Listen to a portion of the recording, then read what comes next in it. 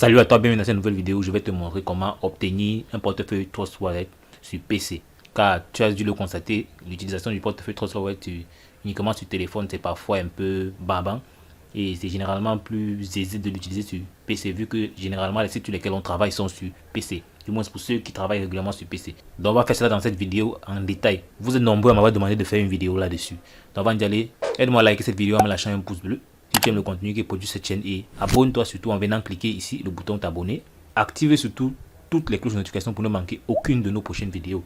Là, chaque fois que je ferai une nouvelle vidéo, tu seras le premier directement informé. Donc on va aller très rapidement. Pour ce faire, il nous faut déjà installer un émulateur Android. Voilà, parce que les applications qui sont généralement sur l'App Store ou bien sur Play Store ne peuvent pas directement s'installer sur l'ordinateur, comme tu le sais très bien. Donc pour pouvoir les avoir sur ordinateur, il est important d'installer des émulateurs. Voilà, donc parmi les émulateurs, on en a tellement. Il y a BlueStack, il y a Nox Player. Pour le cas de plus de figure, on va utiliser Nox Player. Alors, si tu fais la recherche, tu seras généralement redirigé sur Google. De cette manière, si tu penses que tu cliques sur Big Nox, émulateur Android le plus rapide et fluide, et plus fluide. Voilà, donc c'est ici que tu dois télécharger l'émulateur Android dont tu auras besoin. Celui dont je vais parler dans cette vidéo. Donc tu cliques ici sur télécharger cette version-ci et tu pourras l'ajouter à ton ordinateur. Donc, une fois que tu l'auras téléchargé, ce qu'il y a à faire maintenant, c'est de l'installer. Donc là, nous avons l'installation qui a commencé. J'ai déjà téléchargé le fichier. Donc vous cliquez sur accepter les conditions d'utilisation. Vous cliquez sur installer maintenant. Donc là, vous allez te patienter. Donc généralement, c'est mieux d'avoir une connexion internet active pour l'installer, parce que des fois, il y a des éléments qui doivent se télécharger directement sur internet. Donc une fois l'installation terminée, vous cliquez sur démarrer. Donc sachez-le, avec ces émulateurs, si vous pouvez installer tous les jeux Android que vous voulez. Si par exemple vous avez des téléphones qui ne sont pas très puissants, vous pouvez les installer vos jeux directement sur ces émulateurs-ci et les jouer. Dans la mesure où vos ordinateurs sont assez.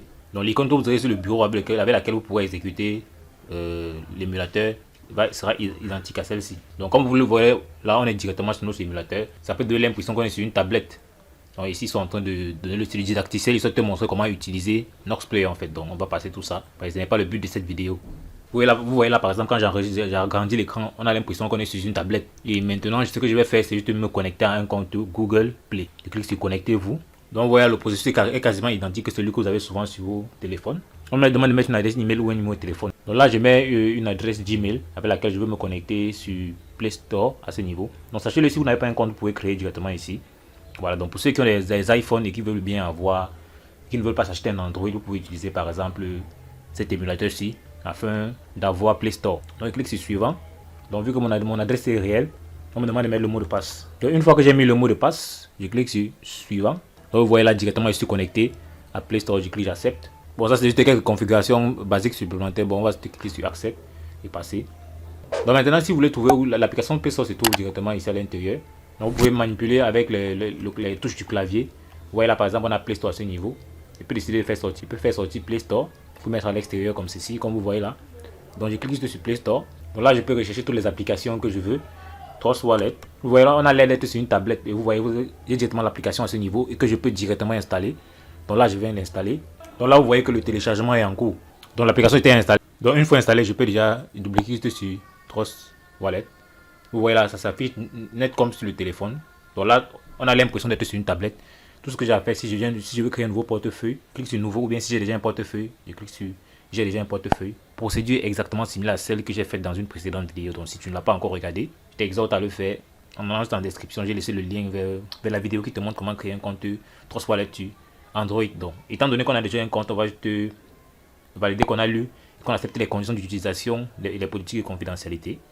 On clique sur continuer. Voilà, donc ici on met un nouveau code d'accès. Ça c'est pour les besoins de la vidéo. Donc c'est un code d'accès de 6 chiffres qu'on doit taper 2 fois.